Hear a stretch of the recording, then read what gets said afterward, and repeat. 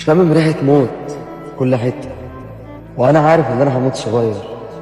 فلو الدور جه عليا وربنا افتكرني، يا ريت تفتكروني، اوعوا ربنا يفتكرني وانتوا تنسوني، اوعوا ربنا يفتكرني وانتوا تنسوني. شامم ريحة موت في كل حتة، وأنا عارف إن أنا هموت صغير.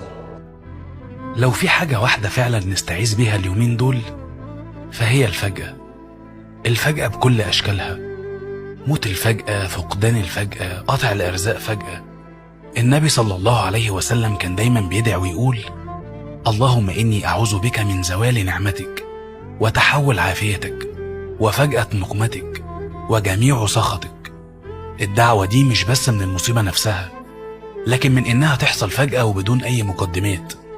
فاللهم إنا نعوذ بك من فجأة نقمتك ومن موت الفجأة، وأن تتوفانا وأن